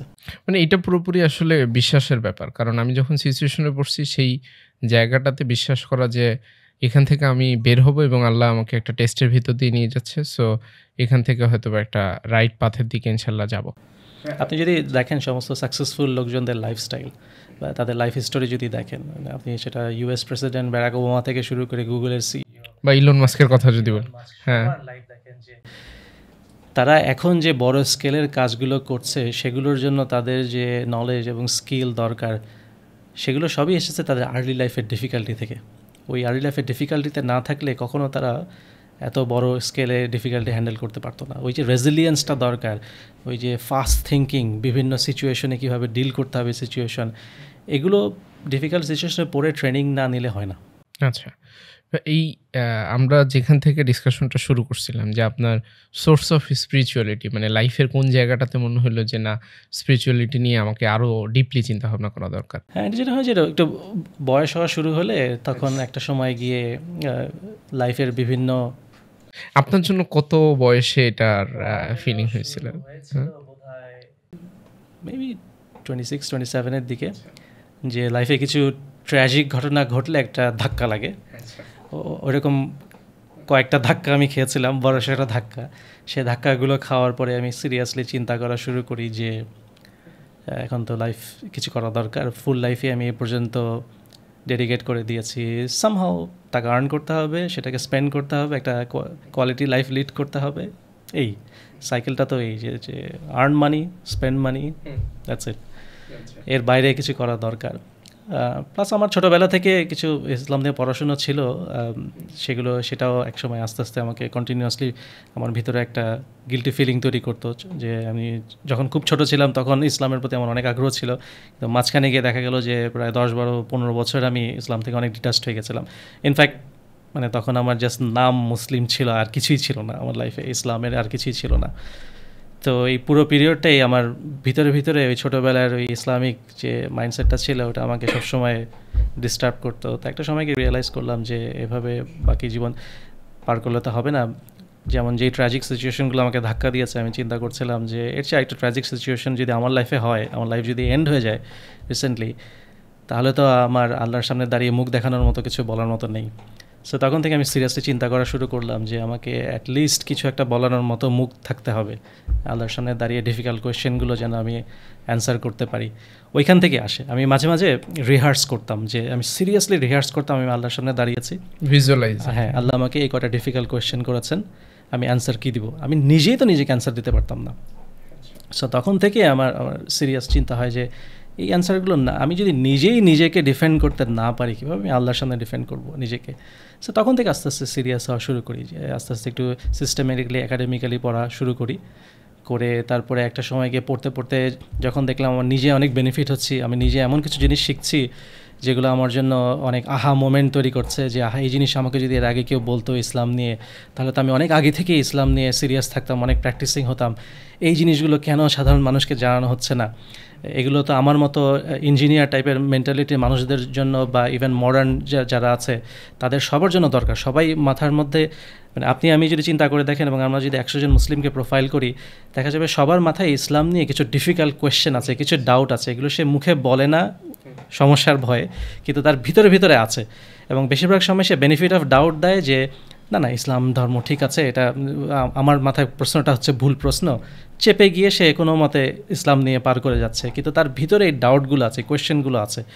অনেকে এই কোয়েশ্চেনগুলোকে হ্যান্ডেল করতে না পেরে আস্তে আস্তে ইসলাম থেকে সরে যায়, অনেকে এই কোয়েশ্চেনগুলোকে ম্যানেজ করে চাপা দিয়ে ইসলামের দিকে যায়, কিন্তু প্রবলেমটা কিন্তু তারা সলভ করে না কখনো। ওই প্রবলেম তার মাথার মধ্যে রয়ে গেছে এবং খুবই ডিফিকাল্ট কোয়েশ্চেন তার মাথার মধ্যে রয়ে গিয়ে থাকে। তো আমি দেখেছি যে এরকম বেশ কিছু ডিফিকাল্ট কোয়েশ্চেন আমার মাথার মধ্যে ছিল, এগুলোর অ্যান্সার খুঁজতে হবে। তো আমি যখন একাডেমিক্যালি পড়া শুরু করি এবং এই অ্যান্সারগুলো পাওয়া শুরু করি, তখন আমি একটা খুব বড় শান্তি পাই আমার নিজের মধ্যে, এবং আমি রিয়েলাইজ করা শুরু করি এগুলো কেন মানুষকে জানানো হচ্ছে না। তখন থেকে আমি শুরু করি আর্টিকেল লেখা। আচ্ছা, আপনি প্রথম দিকে অনেক আর্টিকেল লিখতাম। আর্টিকেল লিখে এই যে মডার্ন মুসলিমদের, কন্টেম্পোরারি মুসলিমদের মাথায় যে হাজারো রকমের সন্দেহ আছে, কোয়েশ্চেন আছে, যেগুলো অ্যান্সার তারা পাচ্ছে না, এগুলোকে মানুষকে জানানোর চেষ্টা করি। আমি নিজে যেগুলো জেনে বেনিফিটেড হয়েছে সেগুলো জানানোর চেষ্টা করি। তারপরে এক সময় দেখলাম যে আমার এই আর্টিকেলগুলো অনেক পপুলার হয়ে গেছে, অলমোস্ট প্রায় তখনকার সময় 60,000 ফেসবুক ফলোয়ার হয়ে যাচ্ছে, এরকম হয়ে যাচ্ছে। তো তখন চিন্তা করে দেখলাম এটাকে আরও বড় স্কেলে করা দরকার, বই হিসেবে পাবলিশ করি। এবং আলহামদুলিল্লাহ 4টা বই বের হয়েছে এবং আস্তে আস্তে বের হচ্ছে। কিন্তু এই বইগুলো কিন্তু সবই আমার ওই প্রথম দিকে লেখা ওই আর্টিকেলগুলোকেই আরও পলিশড করে এডিট করে করা। আমি কাইন্ড অফ আমার মাথায় ইনস্ট্যান্ট একটা যেটা কোশ্চেন আসছে, ধরেন আমার ক্ষেত্রে যেটা হয়েছে, আমার যতটুকু বিশ্বাস যে আমার স্পিরিচুয়ালিটি নিয়ে বিশ্বাসের জায়গাতে কোনো কমতি নেই, কারণ আমি আমার পুরো আর্লি লাইফ থেকে বিশ্বাস করি এবং খুব স্ট্রংলি বিশ্বাস করি যে আল্লাহর অশেষ রহমত ছাড়া আমি মানে এই যে এখন এখানে বসে আছি, এটা বসে থাকা কোনোভাবে সম্ভব না। বাট স্টিল আমি ধরেন মাঝে মাঝে ধরেন নামাজ মিস করে ফেলি, এবং ক্ষেত্র বিশেষে যেটা হয় 1 সপ্তাহ 2 সপ্তাহ নামাজ থেকে ডিটাচড হয়ে যায়। এইটার কারণটা কি? এবং আমার মনে হয় যে এরকম অনেক মানুষ আছে যাদের মানে স্ট্রংলি বিলিভ করে, বাট স্টিল অ্যাকশানগুলো নেওয়ার ক্ষেত্রে অনেক সময় একটু গড়িমসি বা আলসেমি। এবং আমি যখন ক্ষেত্র বিশেষে চিন্তা করি যে মানে আল্লাহ এত এত ব্লেসিংয়ের ভিতরে রাখছে, সেখানে আমি 5 বার নামাজ পড়া তো আসলে অ্যাপ্রিসিয়েশন দেওয়া বা তার প্রতি কৃতজ্ঞতা প্রকাশ করার একটা ব্যাপার, এবং সেটা আমি যে করি না, এটা তো এক প্রকার মানে সিরিয়াস রকম গিল্টি ফিলিং কাজ করে, বাট স্টিল ধরেন করি না। কারণটা কি ভাই? সবারই ইমান ওঠানামা করে। ইমান যদি ফিক্স থাকতো তাহলে তো পৃথিবীতে কোনো টেস্ট হতো না। সবারই ইমান ওঠানামা করে, কারো হয়তো কার্ভ একটু একটু ওঠানামা করে, কারো হয়তো বিরাট স্পাইক হয়, সে স্পাইকের মধ্যে দিয়ে যায়। এখন এই ডাউনফলগুলো যাতে কমানো যায় তার জন্য অবশ্যই বহু রকম টেকনিক আমাদের ইসলামিক স্কলাররা আমাদেরকে বলেছেন। অনেক সময় ডাউনফলগুলো হয় যে আমি কী পরিমাণের হারামে এক্সপোজিওর আছে নিজের মধ্যে। কন্টিনিউয়াসলি হারামে এক্সপোজিওর থাকলে লেটস আমি যদি almost on a regular basis movie দেখি, অবশ্যই আমার ইমানের ডাউনফল হবে, মাঝে মাঝে আমি নামাজ ছুটে যাবেই। এগুলোর এফেক্ট মানুষের মধ্যে পড়বেই। তো হারাম এক্সপোজার থেকে নিজেকে বাঁচাতে হবে ফার্স্ট অফ অল, এটা হচ্ছে একটা সবচেয়ে বড় ব্যাপার, যে হারাম এক্সপোজার, রেগুলার এক্সপোজার থাকলে ইমান মেনটেন করাটা সবসময় ডিফিকাল্ট। তো ইন্টারনেটে গিয়ে আজে বাজে জিনিস দেখা থেকে, আজে বাজে জিনিস করা থেকে নিজেকে বাঁচাতে হবে রেগুলারলি। টিভি একটা খুব বড় একটা নেগেটিভ ইনফ্লুয়েন্স, টিভি থেকে দূরে যতটুকু দূরে থাকা যায়, মুভি দেখা থেকে দূরে থাকতে হবে। মিউজিক একটা অনেক বড় ইনফ্লুয়েন্স, সেগুলো থেকে দূরে থাকতে হবে। যেটা মেইন জিনিস যেটা দরকার সেটা হচ্ছে মেন্টাল ক্ল্যারিটি। আমার মাথার মধ্যে যদি অলওয়েজ দুনিয়ার চিন্তা ঘুরতে থাকে, আমার মাথার ব্যাকগ্রাউন্ডে যদি মিউজিক বাজতে থাকে, আমার মাথার মধ্যে যদি কিছুক্ষণ র্যান্ডমলি মুভির সিন আসতে থাকে, আমার মাথার মধ্যে যদি সবসময় আমার চাকরির বা ব্যবসার চিন্তা ঘুরতে থাকে, মেন্টাল ক্ল্যারিটি থাকে না। এই মেন্টাল ক্ল্যারিটি না থাকলে এই দুনিয়ার বাইরে গিয়ে যে আখিরাত নিয়ে চিন্তা করতে হবে, নিজেকে যে অ্যাকাউন্টেবল করতে হবে, আল্লাহর ভয়ে যে আমাকে কিছু জিনিস করতে হবে, এই চিন্তা করার সময়টা তখন আসে না আর কি। তো এই কারণে মেন্টাল ক্ল্যারিটি মেনটেন করাটা খুব দরকার, যেটা আমি খুব স্ট্রিক্টলি মেনটেন করি। আমার ফেসবুকে না অ্যাক্টিভ হওয়ার একটা বড় কারণ হচ্ছে যে আমি চাই না আমার মাথার মধ্যে কমেন্ট ঘুরতে থাকুক মানুষের। কেউ একজন কমেন্ট লিখেছে, সেটার উত্তর দিয়ে আমি কীভাবে তাকে ধুয়ে দিব, এটা আমি মাঝে বসে বসে সারাদিন চিন্তা করতে না হয়। পোস্ট লেখার পরে কী রিয়াকশন আসবে এগুলো নিয়ে যেন চিন্তা করতে না হয়। এগুলোর আমি যতটুকু চেষ্টা করি এভাবে মেন্টাল ক্ল্যারিটি মেনটেন করার। এবং আমি দেখেছি যে মেন্টাল ক্ল্যারিটি থাকলেই আমি যখন চিন্তা করি আমাকে নামাজ পড়তে হবে, মেনটেন করতে হবে, সেটা আমার অ্যাকশনে কনভার্ট করতে কোনো সমস্যা হয় না। আমি যদি চিন্তা করি যে আমাকে একটা অলসতা কাজ করে তখন, হ্যাঁ সেটা অলসতা সবারই কাজ করে, এটা আমারও যে কাজ করে তা না, কিন্তু তবে মেন্টাল ক্ল্যারিটি থাকলে যেটা হয় যে অলসতার কারণে আমি লাইফে কিছু জিনিস কখনোই কম্প্রোমাইজ করব না, কিছু জিনিস করব, ঠিক আছে। অলসতার কারণে হয়তো একদিন আমার বাচ্চাকে নিয়ে বাইরে যাওয়ার কথা ছিল, গেলাম না, কিন্তু অলসতার কারণে নামাজ ছেড়ে দিব, এই চিন্তাটা আমার এরকম অবস্থায় যেন আমি কখনো না যাই, তার জন্য এনাফ ক্ল্যারিটি মেনটেন করাটা খুব দরকার। আচ্ছা ভাই, আপনি খুব ইন্টারেস্টিং ওয়েতে পুরো জিনিসটা এক্সপ্লেন করার চেষ্টা করছেন, বাট আমি শেষের পার্টটা শুনে যেটুকু মনে হলো যে তাইলে কি লাইফ থেকে আসলে এন্টারটেইনমেন্ট পুরোপুরি বাদ দিয়ে দিতে হবে? কারণ আমরা right at this moment entertainment বলতে তো বুঝি যে নেটফ্লিক্সে একটা মুভি দেখা, একটা সিরিজ দেখা, ইউটিউবে কিছু ভিডিও দেখা, আর ফেসবুকের ভিতরে তো এন্ডলেস স্ক্রোলিং নামে যে জিনিসটা আছে, রিলস অ্যান্ড এভরিথিং। এবং মানে তাহলে এন্টারটেইনমেন্টটাকে আপনি কীভাবে ডিফাইন করেন? মানুষের জীবনে কি কোনো এন্টারটেইনমেন্ট থাকা উচিত না বা কি? সমস্যা হচ্ছে আমরা এন্টারটেইনমেন্ট বলতে এখন খুব বেশি ডিজিটাল এন্টারটেইনমেন্টের দিকে চলে গেছি। ডিজিটাল এন্টারটেইনমেন্টের বাইরে, ইভেন ডিজিটাল এন্টারটেইনমেন্টের মধ্যেও তো হালাল এন্টারটেইনমেন্টের অনেক সুযোগ আছে, অনেক হালাল কন্টেন্ট আছে যেগুলো আমরা কনজিউম করতে পারি। ফেসবুকে গিয়ে আমি হালাল পোস্টও পড়তে পারি, হালাল পোস্ট পড়ার সাথে সাথে বন্ধ করে দিতে পারি। এবং ডিজিটাল লাইফের বাইরে রিয়েল লাইফে হালাল এন্টারটেইনমেন্ট তো শত শত আছে, অনেক সুযোগ আছে, তাই না? বাইরে বেড়াতে যাওয়া, হাইকিং করতে যাওয়া, ফ্যামিলি নিয়ে ঘুরতে যাওয়া, বিভিন্ন দাওয়ার কাজে যাওয়া, ওগুলো কিন্তু এক ধরনের এন্টারটেইনমেন্টই। কিন্তু সমস্যা হচ্ছে আমাদের এন্টারটেইনমেন্ট যখন রেস্ট্রিক্টেড টু নেটফ্লিক্স, ইউটিউবের আজেবাজে ভিডিও এবং ফেসবুক এন্ডলেস স্ক্রল, ওইটাই যদি আমার এন্টারটেইনমেন্টের বাউন্ডারি হয় তাহলে তো সমস্যা। আমাদের বাউন্ডারি বাইরে বেরে চিন্তা করবে, out of the box thinking, যেটা আমাকে খুঁজে বের করতে হবে যে আমি এন্টারটেইনমেন্ট ছাড়া লাইফ পার করতে পারবো না, ফর শিওর। এটা মেন্টাল স্যানিটি ধরে রাখা যায় না, এন্টারটেইনমেন্ট আমার লাইফে রেগুলারলি লাগবেই। কিন্তু ওই out of the box think করতে হবে যে এন্টারটেইনমেন্ট মানেই তো ডিজিটাল এন্টারটেইনমেন্ট, হার্মফুল এন্টারটেইনমেন্ট না, এর বাইরে আল্লাহ আমাদেরকে কত এন্টারটেইনমেন্টের সুযোগ দিয়েছেন, ওই হালাল এন্টারটেইনমেন্টে নিজেকে এঙ্গেজ রাখতে হবে। এবং আমি অলমোস্ট আমরা আধা ঘন্টার বেশি কথা বলে ফেলছি, বাট আপনার ডিটেল একটা ইন্ট্রোডাকশন দেওয়ার এখন পর্যন্ত সুযোগ হয়নি, কারণ আমি পুরো ডিসকাশনটাতে প্রত্যেকটা, যেহেতু আপনার সাথে এইটাই কাইন্ড অফ আজকে আমার প্রথম ডিসকাশন, সো আমি আমার নিজের যত কোশ্চেন ছিল সেগুলো আপনাকে জিজ্ঞাসা করার চেষ্টা করতেছি। ভাই, আপনি ভাইয়া বিগত 25 বছরের মতো সময় অনেক রিনাউন্ড অর্গানাইজেশনে আপনি কাজ করছেন, আপনি নিজে 4টা স্টার্ট আপ দিচ্ছেন, যার ভিতরে আবার একটা স্টার্ট আপ প্রায় 5 মিলিয়নের মতো ইনভেস্টমেন্টও রেইজ করে, সেই 2006-07 সালের দিকের ঘটনা। ওই সময় কিন্তু $5 বিলিয়ন, এটা একটা খুব বড় অ্যামাউন্ট। হ্যাঁ, $5 মিলিয়ন। তখন 5 মিলিয়ন মানে এখন হয়তো 500 মিলিয়নের মতো একটা জিনিস, এবং সেই কোম্পানি বাংলাদেশে বসেই আপনি রান করতেন, এরকমটা ব্যাপার। সো আমি যদি এখন আপনাকে আপনার পরিচয় দিতে বলি, মানে সবচেয়ে বেশি কোন জিনিসটা বলতে আপনি স্বাচ্ছন্দ্য বোধ করেন, বা ওভারঅল আপনার পরিচয়টা আপনি কিভাবে দিতে চান? ভাই, ওভারঅল আমার পরিচয়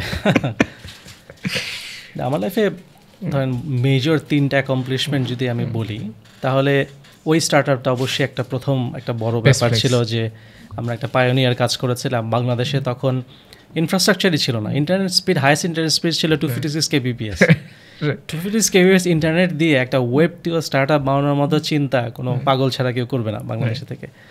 এবং তখন পলিটিক্যাল সিচুয়েশনও খুব খারাপ ছিল, লোডশেডিং প্রবলেম ছিল, ইন্টারনেট ডাউন থাকতো দিনের পর দিন। তারপরেও আমরা এরকম একটা ইন্টারন্যাশনাল স্কেলে স্টার্ট আপ করেছিলাম।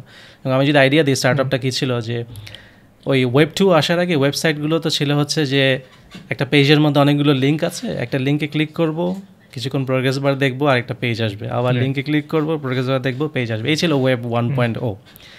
জিমেইল এসে প্রথম আমাদেরকে দেখালো যে ওয়েব 2.0 কী হতে পারে। আমরা ছিলাম almost second web 2.0 successfully deployed project জিমেইলের পরেই, এবং আমাদের পরে আস্তে আস্তে বেশ কিছু ক্রেজ শুরু হয় এবং অনেকগুলো ওয়েব 2 স্টার্ট আপ তখন চলে আসে। তো ওই সময় ওই লেভেলে এরকম একটা কাজ করা, তাও আবার বাংলাদেশ থেকে, খুবই ডিফিকাল্ট ছিল অবশ্যই।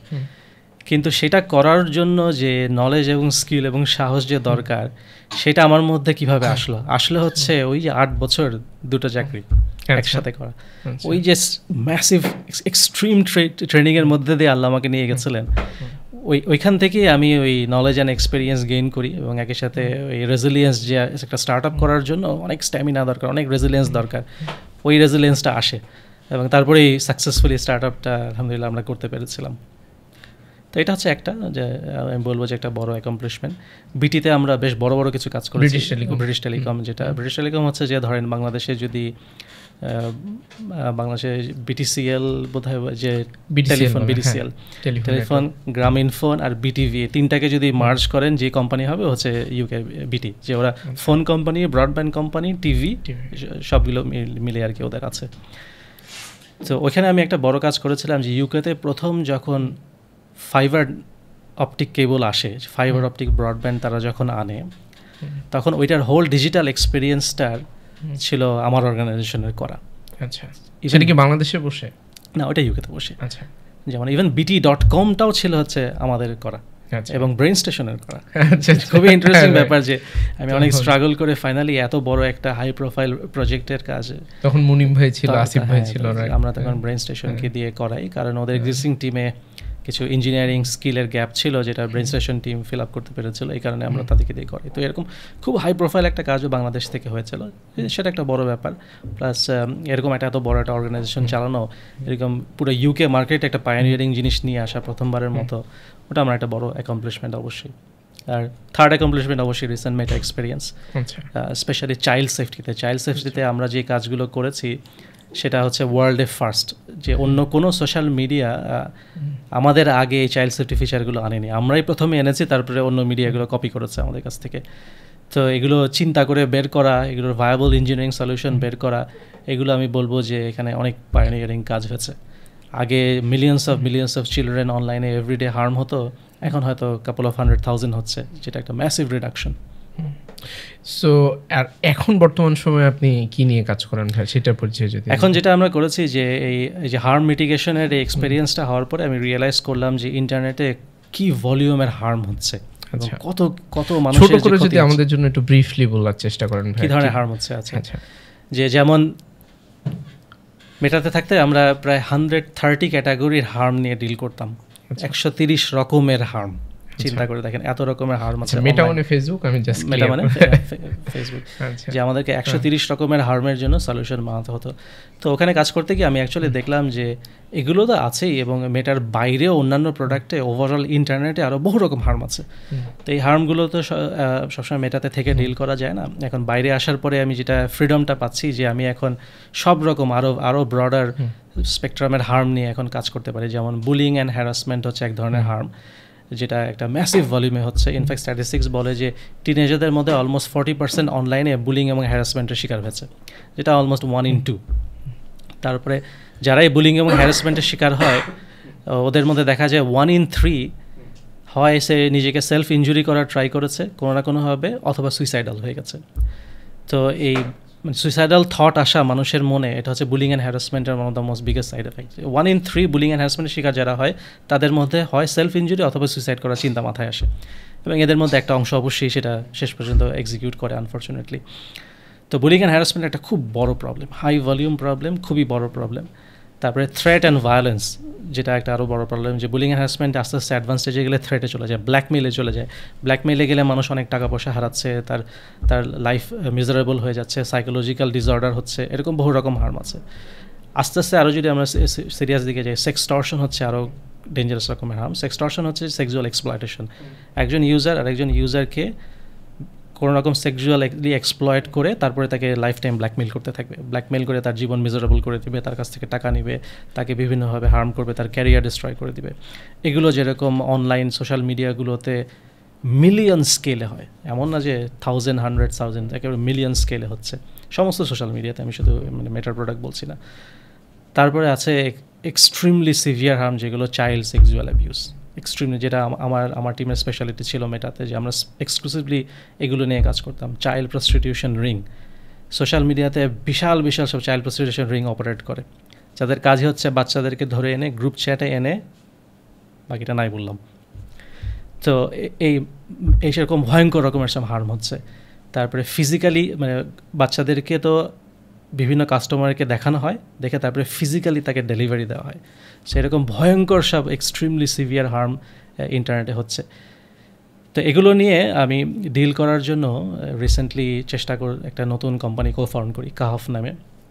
আমি যেখানে আমাদের টার্গেট হচ্ছে ফার্স্ট অফ অল এই হার্মফুল ওয়েবসাইটগুলো, যেখানে গিয়ে মানুষদের এই ক্ষতিগুলো সবচেয়ে বেশি হচ্ছে, এগুলোতে ভিজিট ব্লক করে দেওয়া। কারণ অনেকে ইন্টেনশনালি ভিজিট করে, অনেকে আনইনটেনশনালি সাইটগুলোতে চলে যায়, তাদেরকে বিভিন্নভাবে ট্রিক করে লুর করে নিয়ে যাওয়া হয় ওয়েবসাইটগুলোতে, এবং যাওয়ার পর তাদেরকে ওখানে আটকিয়ে ফেলা হয়।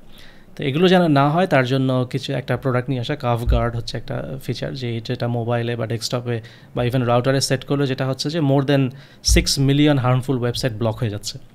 তো একজন ইউজার তখন ইন্টেনশনালি আনইনটেনশনালিও যেতে পারছে না হার্মফুল ওয়েবসাইটগুলোতে। এটা করলে অনেক হার্ম মিটিগেট করা যায়।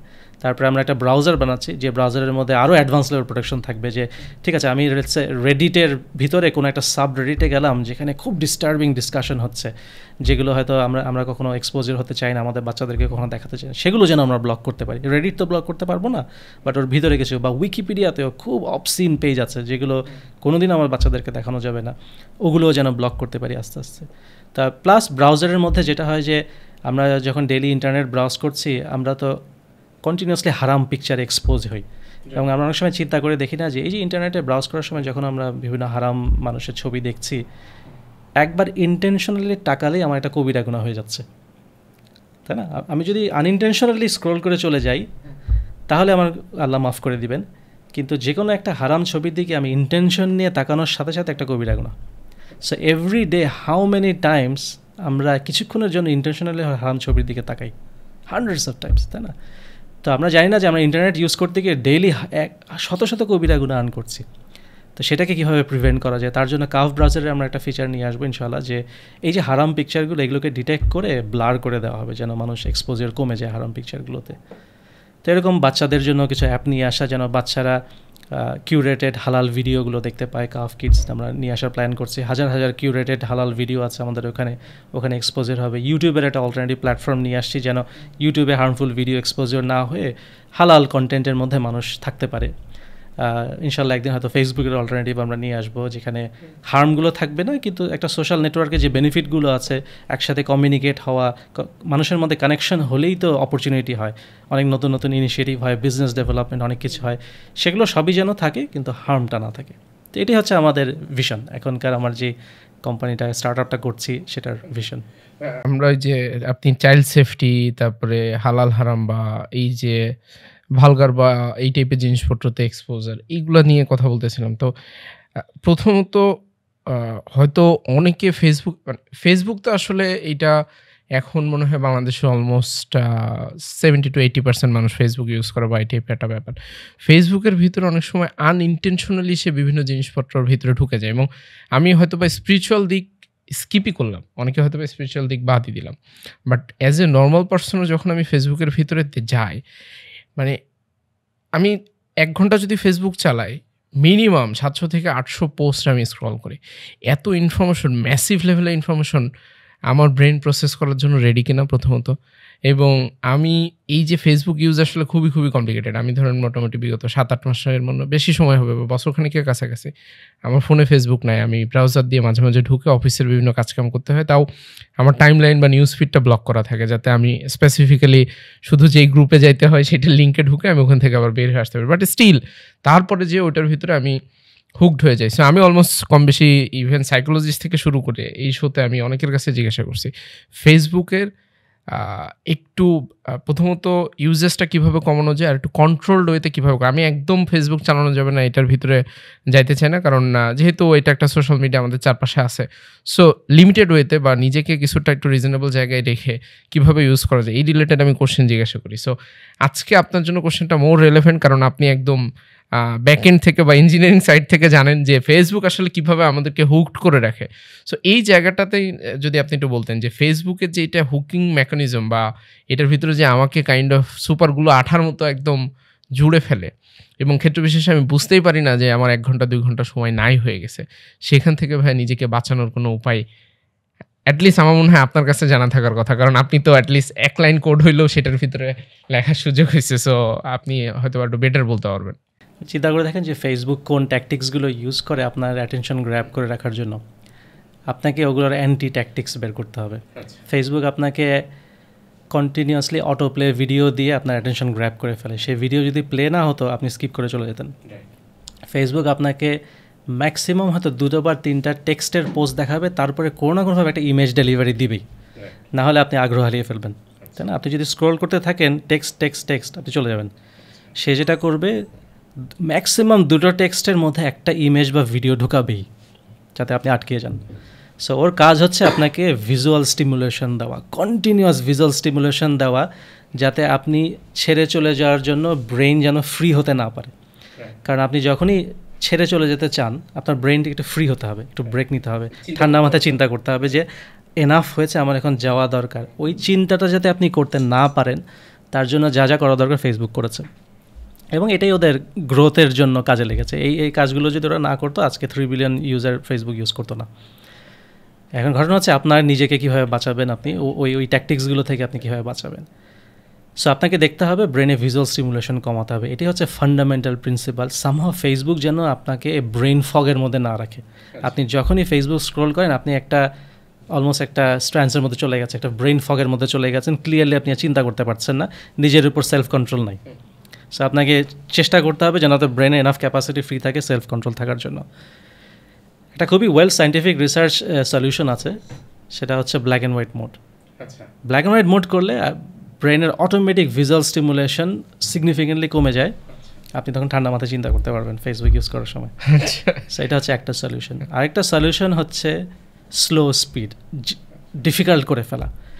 আমি কখনোই ফেসবুকের অ্যাপটা ইউজ করি না। ফেসবুক অ্যাপটা যদি ইউজ করেন আপনার এডিকশন লেভেল আপনি কোনোদিন কন্ট্রোল করতে পারবেন না, সব সময় ব্রাউজার দিয়ে ইউজ করবেন।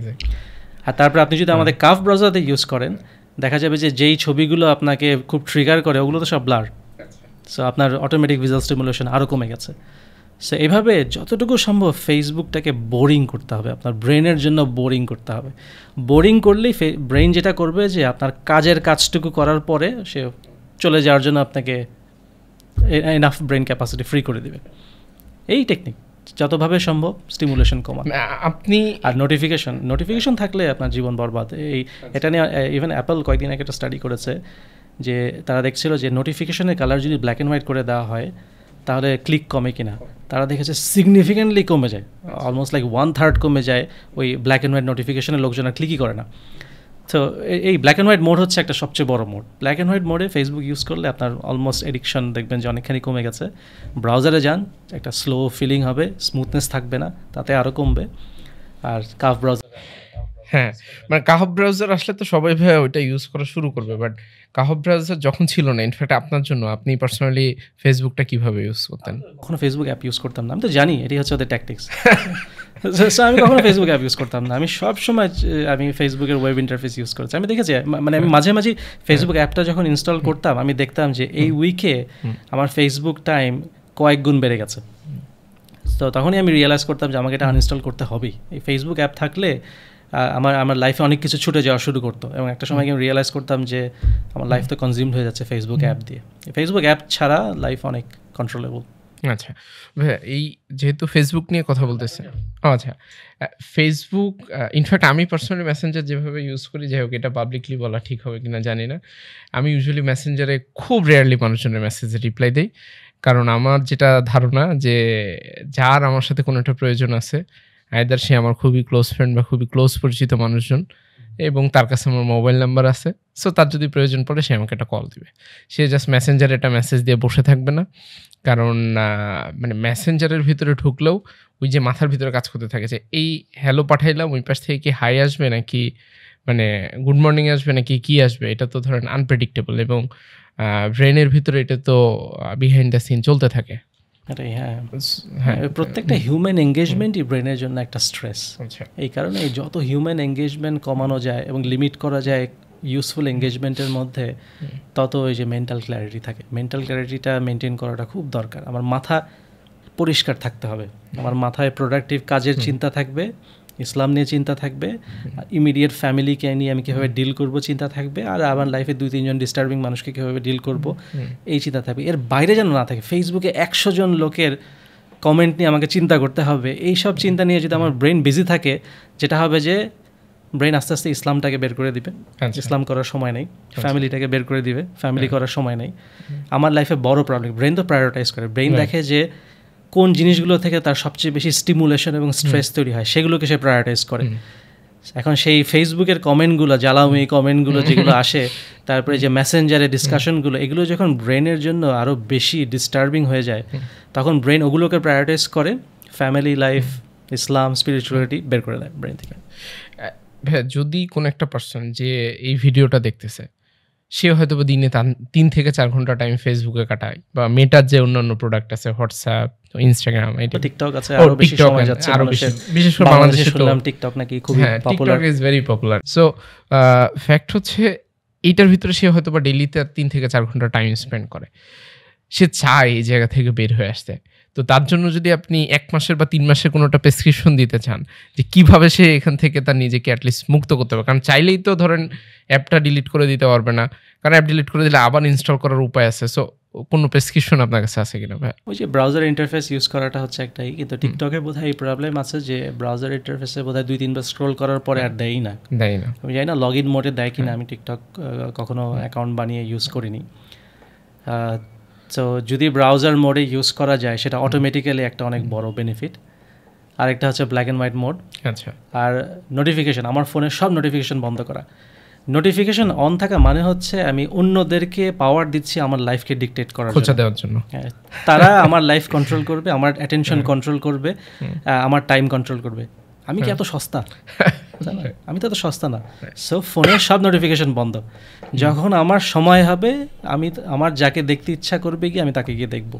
সো এই হচ্ছে আমার ফিলোসফি, এবং আমি করে দেখেছি যে এটা করলে লাইফের কন্ট্রোল অনেক বেশি পাওয়া যায়। আর নোটিফিকেশনটা কেন বানানো হয়েছে চিন্তা করে দেখেন, নোটিফিকেশন বানানো হয়েছে যাতে আপনি দিনে 4-5 ঘন্টা মোবাইল ফোনে থাকেন, সিম্পলি তাই। এবং আমরা ইনফ্যাক্ট ওই যে শুরুতেও আমি অনেকবার বলতেছিলাম যে আমাদের অনেকের লাইফে হয়তো অনেক ক্রিটিক্যাল সিচুয়েশনের ভিতর দিয়ে আমরা যাচ্ছি, অনেক টেনশন, অনেক স্ট্রেস, বাট ফেসবুকের ভিতরে গেলে আমরা সব কিছু থেকে একদম দূরে থাকতে পারি, এবং এরকম একটা সিচুয়েশনের ভিতরে আমরা অনেক সময় পড়ে যাই। এবং এইটার কারণে, শুধুমাত্র এইটার কারণে আমার কাছে মনে হয় যে মেজরিটি মানুষ বুঝে উঠতে পারে না যে তার দিনে কী পরিমাণ সময় তার কাছে আছে। সো ওভারঅল ভাই, আপনি টাইম ম্যানেজমেন্টের জায়গাটা থেকে আপনি আপনার লাইফের শুরুর দিকে 2টা জব করছেন, এরপরও আমার কাছে মনে হয় যে আপনি কখনো ওই 9টা-5টা চিন্তা করে চাকরি বাকরি বা কাজ করেন না। এটার বাইরে যেই কাজ করতে হয়েছে, এই কারণে অনেক আর্লি এজে আপনি ব্রিটিশ টেলিকমে খুবই গুরুত্বপূর্ণ একটা পজিশনে বসছেন। এর পরবর্তীতে আপনি ফেসবুকের বা মেটার ইঞ্জিনিয়ারিং ম্যানেজারিং পজিশনে গেছেন। সো ওভারঅল টাইম ম্যানেজমেন্ট জিনিসটাকে আপনি কীভাবে ব্যালেন্স করার চেষ্টা করেন সব মিলে? একটা হইতেছে বিয়ের আগে এবং বিয়ের পরে। হ্যাঁ, টাইম ম্যানেজমেন্ট অবশ্যই একটা খুবই কমপ্লিকেটেড টপিক। এটা না করলে আসলে লাইফে বড় কিছু করা খুব ডিফিকাল্ট। আমি বলছি না আমি বড় কিছু করেছি, বাট অ্যাটলিস্ট মানে প্রাউড হওয়ার মতো কিছু অ্যাকমপ্লিশ করাটা খুবই ডিফিকাল্ট। এবং টাইম ম্যানেজমেন্টের অবশ্যই অনেক রকম টেকনিক আছে। আমি একটা জিনিস দেখেছি যেটা আমাকে খুব হেল্প করেছে, সেটা হচ্ছে ফজরের নামাজের পরে যদি না ঘুমাই, তাহলে দেখেছি প্রথম 5টা থেকে ধরেন 8টা পর্যন্ত বাচ্চাদেরকে স্কুলে দেওয়ার টাইম পর্যন্ত, এই টাইমটুকুতে আমি অনেক প্রোডাক্টিভ কাজ করতে পারি। যেমন আমি এই টাইমটুকু বহু বছর ইসলাম নিয়ে পড়াশোনা করেছি, নিজেকে ডেভেলপ করেছি, প্লাস রিসার্চ করা, প্রোগ্রামিং করা, অনেক কিছুই আমি এই টাইমটুকুতে করতে পারি। তো আমি দেখেছি এই টাইমটুকু আমার জন্য খুব কাজে লাগতো। কিন্তু এটা করা একটা রিস্ক হচ্ছে যে রাত 10টা পর্যন্ত টায়ার্ড না হয়ে অ্যাক্টিভ হয়ে কাজ থাকাটা খুব ডিফিকাল্ট। তো এর জন্য যেটা করতে হবে সুন্নাহ কাইলুলা, দুপুরবেলা ঘুমাতে হবে। সো দুপুরবেলা আমি যেটা করতাম যে যখন ড্রাইভ করে যেতাম অফিসে, তখন ওই লাঞ্চ টাইমে বের হয়ে আধা ঘন্টা গাড়িতে বসে ঘুমাতাম। আর যখন ট্রেনে কমিউট করতাম, তখন ওই যেখানে ওই প্রত্যেকটা বিল্ডিংয়ের পিছনেই তো একদম সিঁড়ি থাকে, সিঁড়িতে ফায়ার এক্সিট থাকে, ওই সিঁড়িতে গিয়ে ওখানে গিয়ে বিছানা পেতে ঘুমাতাম। বেশিরভাগ আইটি কোম্পানিতে ইনফ্যাক্ট কিচেন এরিয়াতে দেখা যায় যে সোফা রাখা আছে, ওখানে গিয়ে কেউ যদি টায়ার্ড থাকে গিয়ে ঘুমাতে পারে। এটা ইউকেতে একটা অ্যাকসেপ্টেড কালচার যে কেউ যদি ঘুমাতে চায় এটাকে বরং ভালোভাবেই দেখা হয় যে সে rest of the day productive থাকার জন্য একটা ন্যাপ নিচ্ছে, যেটা একটা গুড হ্যাবিট। তো এটাকে কেউ খারাপ চোখে সাধারণত দেখে না, আইটি কোম্পানিতে দেখে না, অন্য কোম্পানিতে হয়তো সেরকম প্রবলেম হতে পারে। তো এটাই যে দুপুরবেলা হাফ অ্যান আওয়ার যদি কেউ ন্যাপ নিতে পারে তাহলে যেটা হয় যে রেস্ট অফ দ্য ডে ওই যে সে কোনো মতে ঢুলছে, ওয়েট করছে কখন জাস্ট বাসায় যেতে পারলে বাঁচি, কোনো প্রোডাক্টিভ খুব একটা কাজ কিছু হচ্ছে না, বাসায় গিয়ে ফ্যামিলিকেও সে কোয়ালিটি টাইম দিতে পারছে না, ওই প্রবলেমগুলো চলে যায় আর কি। দেখা যায় যে রেস্ট অফ দ্য ডে অনেক বেশি প্রোডাক্টিভ থাকা যায়, অনেক কিছু করা যায়। ইভেন রাতের বেলা দেখা যায় বাচ্চাদের ঘুম পাড়ানোর পরে গিয়েও কয়েক ঘন্টা হয়তো বসে ফোকাসড হতে কাজ করা যায়। তো এই রুটিনটা খুব ইম্পর্টেন্ট, যে ফজরের নামাজের সময় উঠে তারপরে না ঘুমানো, ওই টাইমটুকুতে যেই কাজগুলো করার জন্য ব্রেনের ফোকাসটা খুব বেশি দরকার ওই কাজগুলো করা। ওই টাইমটুকুতে কেউ যদি মোবাইল বের করে ফেসবুক একবার ধরে তার দিন শেষ। কোনোভাবে সোশ্যাল মিডিয়াতে যাওয়া যাবে না ওই টাইমটুকুতে। আর নোটিফিকেশন অফ করা থাকলে একটা সুবিধা হচ্ছে যে ওই ট্রিগারটা হয় না, যে সকাল, কারণ বেশিরভাগ মানুষের এখন হ্যাবিট হয়ে গেছে ঘুমের থেকে উঠে প্রথম ফোনটা তুলে দেখেন কয়টা নোটিফিকেশন আছে, কয়টা আনরিড মেসেজ আছে। এই হ্যাবিটটা ডেফিনেটলি যে কোনোভাবে হোক বন্ধ করতে হবে। যে নিজেকে বোঝাতে হবে যে আমি যদি নেক্সট 3 ঘন্টা মেসেজ না দেখি পৃথিবীতে এমন কোনো বড় ক্ষতি হয়ে যাবে না, যেটা আমি না থাকলে কেউ ডিল করতে পারবে না। পুরো পৃথিবী চলবে সুন্দর, আমি না থাকলে পৃথিবী সুন্দর মতো চলবে। কাউকে না কাউকে দিয়ে আল্লাহ রিপ্লেস করে কাজ করিয়ে নেবেন। আমি হচ্ছে এক্সপেন্ডেবল রিসোর্স। তো ওইটাই যে সকালবেলা ঘুমের থেকে উঠে ভুলেও মোবাইলটা ধরা যাবে না, তারপরে এই ফজরের টাইমটুকুতে করতে হবে, আর দুপুরবেলা ঘুমাতে হবে। ইনফ্যাক্ট আমি গত বছর আগস্ট মাসে for the very first time Sohag ভাইয়ের সাথে আমার সামনাসামনি কথাবার্তা হয়। সো মানে রকমারি সোহাগ ভাই। সো ওনার সাথে আমার মানে কাইন্ড অফ আমি প্রোগ্রামিং হিরো নিয়েই কথা বলতে গেছিলাম, অ্যান্ড দেন ওইটা কাইন্ড অফ একটা স্পিরিচুয়াল দিকের ভিতরে ঢুকে যায়। And then finally we had a very different conversation হয়েছিল, এবং এর পরবর্তীতে আমার জীবনে আর একটু ডিফারেন্টভাবে চিন্তাভাবনা করার সুযোগ আসে। তো এরপরে আমি একটা হ্যাবিট যেটা এখনও মোটামুটি করার চেষ্টা করি, ইউজুয়ালি আমি রাতে 11টায় ঘুমাই যাই এবং সকালে 5:30 থেকে 6টার ভিতরে ওঠার চেষ্টা করি যদি সুস্থ থাকি। যেমন লাস্ট 2-3 সপ্তাহ ধরে ঘুমের রুটিন অনেকখানি চেঞ্জ হয়েছে, কারণ ঠান্ডা লাগলে ঘুম এবং কাশতে মানে খুব বিরক্তিকর সিচুয়েশন তৈরি হয়। সো এই 5:30 থেকে 6টার ভিতরে উঠে নামাজ পড়া, অ্যান্ড দেন তো আমি সকালবেলা উঠে একটা জিনিস, আমি শুরুর দিকে যখন সকালবেলা উঠলাম আমি দেখি যে সকালবেলা উঠি ঠিকই, কিন্তু প্রথমেই মোবাইলটা নিয়ে যখন আমি ওয়াশরুমের ভিতরে যাই তখন পুরা দিনের মানে একটু খুবই টায়ারিং মনে হওয়া শুরু হয়, মানে ঘুম থেকে উঠছি তারপরেও টায়ারিং। এরপরে আমি এটা, কারণ ওগুলো নিয়ে তখন আমি একটু ডিপলি পড়াশোনা করতাম আর কি, এবং সেইটার পার্ট ধরে আমি দেখলাম যে সকালবেলা উঠে যে প্রথমে যে ফোন দেখাটা এটা খুবই ডেঞ্জারাস একটা জিনিস। তো এরপর আমি রাতে একটা সিস্টেম করলাম যে আমি রাতের বেলা ইন্টারনেট বন্ধ করে রাখতাম। ইউজুয়ালি আমার ফোনে ওই সোশ্যাল মিডিয়া বা ওই টাইপের কোনো অ্যাপ নাই, বাট আমার অফিসের প্রচুর পরিমাণে মেসেজ আসে। তো যে কোনো একটা মেসেজ দেখলে আই গেট সুপার ট্রিগার্ড। তখন আমার মনে হয় কি যে আচ্ছা ওই মেসেজটা কেন দিল, কালকে তোর সাথে আমার এই ধরনের কথা হয় না। বাট সকালবেলা আমি চাইতেছিলাম যে I to do something very critical, যেটা আমার খুব ঠান্ডা মাথায় চিন্তা করে। এবং পরবর্তীতে আমি যেটা করলাম, আইফোনে ওই যে অটোমেটেড সিস্টেম করা যায় যে রাতে অটোমেটিক্যালি আমার দেখা যায় যে 10:30 বা 11টার পরে ইন্টারনেট অটো বন্ধ হয়ে যায়। তবে আমার প্রয়োজন হলে তখন আমি আবার ক্লিক করে অন করি এবং অটো বন্ধ হয়ে যায়। অ্যান্ড দেন সকালে মোটামুটি 7টা-8টার আগ পর্যন্ত নোটিফিকেশন বা ওগুলা বা কোনো কিছুই আসে না। এবং যদি কোনো ক্রিটিক্যাল জিনিসপত্র হয় আমি জানি যে আমাকে অফিস থেকে ফোন দিবে, এবং ফোন দিলে আমি তো কল রিসিভ করব। এবং ওইটা আমাকে হেভিলি আসলে ইম্প্যাক্ট করছে, কারণ সকালবেলা উঠে আদারওয়াইজ ওই মাথার ভিতরে ঘুরতে থাকে যে প্রথমে ফোনটা নিয়েই আমাকে দেখতে হবে আমাকে রাতের বেলা এই 5-6 ঘন্টার ভিতরে কে মনে করছে আর কি। সো এটা একটা খুব ভালো সাজেশনের কথা ভাই আপনি বলছেন। নেক্সট ভাই আমরা যেই জায়গাটাতে আসলে কথা বলতে চাই সেটা হচ্ছে রাইট অ্যাট দিস পয়েন্ট বাংলাদেশের একটা কমন ট্রেন্ড আছে যে সবাই মোটামুটি বিদেশ চলে যেতে চায়, কারণ বিদেশ গেলে লাইফে অনেক সুখ শান্তি বা এই টাইপের একটা জিনিস অ্যাটলিস্ট ফেসবুক দেখে বোঝা যায়, কারণ ফেসবুকে তো এখন প্রচুর পরিমাণে ব্লগিং বা এই টাইপের জিনিসপত্র হয়। সব বিদেশ সম্পর্কে জানার সবচেয়ে ভালো উপায় হইতেছে যে ফেসবুকে মানুষজনের ব্লগ দেখা। সো যাই হোক, এটা শুনে আবার অনেকে একটু বিরক্ত বোধ করতে পারে। ফেসবুকে কি কখনো তারা দেখায় তার বিদেশে গিয়ে তার কি সমস্যাগুলো হচ্ছে, তার ফ্যামিলিতে কি প্রবলেমগুলো হচ্ছে, সেগুলো কিন্তু কখনো দেখায় না। সো এটা দেখে অনেকের মনে একটা ধারণা হয়েছে যে দেশের বাইরে খুবই চমৎকার লাইফস্টাইল অ্যান্ড এভরিথিং এই টাইপের একটা ব্যাপার। সো এই যে বিদেশ যাওয়ার যে একটা ব্যাপার, আপনি তো শুধু মানে আমি সবসময় বিদেশ যাওয়াটাকে যেভাবে দেখতে চাই যে বিদেশে যে যদি রিজনেবল একটা লাইফস্টাইল মেনটেন করতে হয় তাহলে ফেসবুক, অ্যামাজন বা গুগলের মতো কোম্পানিতে যাইতে হবে যেখানে I will have enough money to spend. Otherwise বিদেশে যে আমাকে একটু গরিবি হালেই হয়তো বা জীবন চালাইতে হবে, হয়রাজ আমি বাংলাদেশে বসে হয়তো বা একটু বেটার লাইফ লিফট করতে পারতাম। সো আপনি তো একদম সেই টপ ক্লাসের মতো করে অ্যাটলিস্ট লাইফ চালানোর সুযোগ হয়েছে। সো বিদেশ এবং বাংলাদেশ এইটা নিয়ে যে মানুষজনের এক প্রকার অ্যাম্বিগুইটি এবং মানুষজনের চিন্তাভাবনা যে বিদেশেই সর্বসুখ, আপনার কাছে কি মনে হয় ভাই? প্রবলেম হচ্ছে যে সোশ্যাল মিডিয়াতে আমরা যখন মানুষের লাইফটা দেখি আমরা আসলে একটা ফেক আর্টিফিশিয়াল প্রেজেন্টেশন দেখি, তারা কেউই অনেস্টলি দেখায় না। কেউ কিন্তু তার লাইফে যখন বাইরে গিয়ে যে প্রবলেমগুলো হচ্ছে, তাকে যে কমর পরিষ্কার করতে হচ্ছে, এটার কিন্তু ভ্লগ করে দেখায় না যে আমাকে কমর পরিষ্কার করতে হচ্ছে।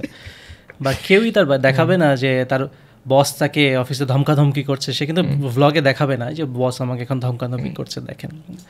তো যেটা হয় যে এই সোশ্যাল মিডিয়ার এই পুরো লাইফটাই হচ্ছে আর্টিফিশিয়াল এবং ফেক, আমরা যে মানুষের যে লাইফগুলো দেখি। বাট অবশ্যই যে বাংলাদেশে লিভিং একটু ডিফিকাল্ট, এখানে বেশ কিছু চ্যালেঞ্জের মধ্যে দিয়ে মানুষকে পার করতে হয়, এটা অবশ্যই অস্বীকার করার উপায় নেই। কিছু কিছু কান্ট্রি আছে যেখানে গেলে লাইফের কনভিনিয়েন্সগুলো অনেক বেশি পাওয়া যায়। বাংলাদেশে একটা বড় ডিফিকাল্টি হচ্ছে ট্রাফিক জ্যাম, এই প্রবলেমটা আছে। এয়ার পলিউশন, সাউন্ড পলিউশন একটা খুব বড় প্রবলেম। তারপরে ফুডের মধ্যে করাপশন আছে, হেলথ প্রবলেম, এখানে মানুষজন অনেক বেশি অসুস্থ হয়। যে কোনো রকম সার্ভিস নিতে গেলে, সেটা হসপিটালে হোক, যেখানেই হোক, যেখানে যে সার্ভিস নিতে গেলে ঘন্টার পর ঘন্টা আননেসেসারি টাইম ওয়েস্ট হচ্ছে, সার্ভিসের কোয়ালিটিগুলো ভালো না, অনেক ডিফিকাল্টি আছে, পদে পদে অবশ্যই অনেক ডিফিকাল্টি আছে, যেগুলো হয়তো বেশ কিছু কান্ট্রি আছে যেগুলোতে গেলে এই সমস্যাগুলো হয় না। কিন্তু যেটা হয় অন্য সব ভয়ঙ্কর সমস্যা হয়। আচ্ছা, ভয়ঙ্কর সমস্যা হয় যে বাচ্চা পুলিশকে ফোন করে বাসায় নিয়ে আসছে, কারণ বাবা মা তাকে রেস্ট্রিক্টেড করে দিয়েছে শুধু ইসলামিক কন্টেন্ট দেখতে হবে ইউটিউবে, অন্য কিছু দেখা যাবে না। এবং পুলিশ এসে বাবা মাকে নিয়ে থানায় নিয়ে গেছে ইন্টারোগেশন করার জন্য যে তার এজেন্ডাটা কী। এই প্রবলেমগুলো তো কেউ ভ্লগে শেয়ার করে না, দেখায় না যে সে বাইরে থাকছে এবং কয়েকদিন পর তার এই ধরনের ক্রাইসিস প্রবলেম হচ্ছে। তো এরকম বহু রকম প্রবলেম আছে যে স্কুলে বাচ্চারা, স্কুল থেকে এসে বাচ্চা বলছে যে আমাকে আজকে স্কুলে ভিডিওতে দেখানো হয়েছে দুটো ছেলে কিসিং করছে। তো এই জিনিস তো কেউ শেয়ার করছে না ভ্লগে, যে বাইরে থাকলে বাচ্চাদের এই ধরনের ক্রাইসিস হচ্ছে। তো এরকম বহু রকম চ্যালেঞ্জ আসছে, যে এই চ্যালেঞ্জগুলো ওয়েস্টার্ন কান্ট্রিতে গেলে অবশ্যই ফেস করতে হয়। এখন প্রত্যেকেই ডিসিশনটা নিতে হবে যে সে কীভাবে ব্যালেন্স করবে, সে কি পারবে বাইরে গিয়ে এই সমস্ত প্রবলেম যতটুকু সম্ভব অ্যাভয়েড করে একটা ইসলামিক লাইফ লিড করার। সে যদি পারে, সে যদি মনে হাইলি কনফিডেন্ট হয়, ঠিক আছে, সে একটা অ্যাটেম্প নিতে পারে বাইরে যাওয়ার। কিন্তু সে যদি কনফিডেন্ট না হয়, তার নিজের ভেতরে যদি এনাফ ইসলামিক নলেজ না থাকে, নিজের ভিতরে এনাফ রেজিলিয়েন্স না থাকে যে সে ফাইট করবে। বেশিরভাগ মানুষ মুখে বলে যে না না ঠিক আছে, আমি জানি যে বাইরে গিয়ে এই প্রবলেমগুলো আছে, আমি এই প্রবলেমগুলো অ্যাভয়েড করে চলবো। অ্যাভয়েড করে চলার কোনো সুযোগই নেই, ম্যানেজ করতে হবে, কন্টিনিউয়াসলি এক্সপোজার হবে এবং সামহাও কন্টিনিউয়াসলি অ্যাডভান্স প্ল্যানিং করতে হবে। কন্টিনিউয়াসলি গিয়ে সিচুয়েশনগুলো থেকে নিজেকে বের করে আসার জন্য বিভিন্ন স্টেপ নিতে হবে, কনসিকুয়েন্স হবে, সেই কনসিকুয়েন্সে সাফারিং হবে, বিভিন্ন রকম ইন্টারোগেশন হবে তাকে নিয়ে, এগুলো ম্যানেজ করতে হবে। বেশিরভাগ মানুষ যেটা করে, প্রথম দিকে গিয়ে তারা এইগুলোর পিছনে যথেষ্ট এনার্জি থাকে, তারপরে গিয়ে তারা এক্সস্টেড হয়ে হাল ছেড়ে দিয়ে কম্প্রোমাইজ করা শুরু করে। তখন দেখা যায় যে তারা 8-10টা ওয়েস্টার্নারদের মতো এক সময় অনেক কিছু ভ্যালু, ইসলামিক ভ্যালু কম্প্রোমাইজ করে, রিলিজন কম্প্রোমাইজ করে তারা চলা শুরু করে দিয়েছে। এটা বেশিরভাগ 90%, মোর দ্যান 90% মুসলিমেরই লাইফস্টাইল তখন সেরকম হয়ে যায়। সে আর পারে না, ফাইট করতে করতে কত আর ফাইট করা যায়, এভরিডে তো আর ফাইট করা যায় না।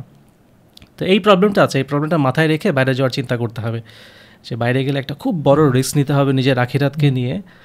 এটা কি ওয়ার্থ ইট কিনা, যে আমি কি পারবো আসলে নিজের বাঁচিয়ে রাখতে। বাট ফর্চুনেটলি এখন যেটা হয়েছে যে বাইরের ওয়েস্টার্ন কান্ট্রিগুলোতে বেশ কিছু জায়গায়, বেশ কান্ট্রিতে দেখা গেছে যে কিছু কিছু পকেট আছে যেখানে অনেক মুসলিম ডেন্সিটি অনেক বেশি, সেখানে অনেক মসজিদ আছে, অনেক ইসলামিক স্কুল আছে, ইভিনিং স্কুল আছে, অনেক ইসলামিক প্রোগ্রাম হয়। যেমন আমি লন্ডনের যেই জায়গাটাতে থাকি, আমি বলতে পারি যে ওখানে উইদিন 5 মিনিটস ড্রাইভের মধ্যে আমার 5টা মসজিদ আছে। সো আমি যে কোনো জায়গায় যেতে পারি, অ্যাটলিস্ট 10-12টা ইসলামিক স্কুল আছে যেখানে আমি বাচ্চাদেরকে পড়াতে পারি। আমার বাচ্চারা যেরকম হিপস করছে ওখানে হিপস টিচারের কোনো অভাব নেই। প্রত্যেক উইকেন্ডে এত ইসলামিক প্রোগ্রাম আছে যে কোনটা ছেড়ে আমরা কোনটাতে বাচ্চা নিয়ে যাব এটা আমরা হিসাব মিলাতে পারি না। এবং লন্ডনে যেটা হচ্ছে যে সারা পৃথিবীর বিখ্যাত সব স্কলাররা আসছে, মদিনা থেকে স্কলাররা আসছেন প্রোগ্রাম করতে, বিভিন্ন ফেমাস ওয়েস্টার্ন স্কলাররা তো আছেনই, তারা আসছেন করতে। কিন্তু সেটা লন্ডনের জাস্ট একটা পকেট, 2-3 মাইল রেডিয়াসের একটা পকেট। এখন ওই পকেটের মধ্যে কেউ যদি থাকতে পারে সে হয়তো তার ইমান বাঁচিয়ে চলতে পারবে, কিন্তু যারা সেই পকেটের মধ্যে থাকতে পারবে না তারা ওয়েস্টার্নদের সমস্ত ইভিলের মধ্যে এক্সপোজড হয়ে যাবে, এবং সেই ইভিলের সাথে ডেইলি ফাইট করা সম্ভব না, ইম্পসিবল। তো এরকম হয়তো লন্ডনের বাইরে বিভিন্ন সিটিতে, ইউকেতে এরকম ছোটো ছোটো ডেন্স মুসলিম পপুলেশন পকেট আছে, ওখানে সবাই জানে যে আমাদেরকে ওয়েস্টার্নদের থেকে বেঁচে থাকতে হবে, এই কারণে তারা একটা ছোট পকেট তৈরি করে নিজেদেরকে প্রোটেক্ট করার জন্য, বাচ্চাদেরকে প্রোটেক্ট করার জন্য। ওই পকেটগুলোর মধ্যে গিয়ে থাকতে পারলে ওকে, বাট না হলে আমি বলবো যে কখনো রিলোকেট না করতে। আপনি যে শুরুতেই যেভাবে একটা ভয়ঙ্কর জিনিস বলছেন, কয়েকটা জিনিস, যে আসলে ওই যে বাচ্চা ফোন দিয়ে পুলিশ ডাকবে, এটা তো ধরেন চিন্তা ভাবনা করলেই মানুষের ঠান্ডা হয়ে যাওয়ার কথা আর কি। এবং এরপরে চিন্তা ভাবনা করা, আসলে ওই রেজিলিয়েন্স তৈরি করা আমার কাছে মনে হয় ইটস ভেরি ডিফিকাল্ট আর কি।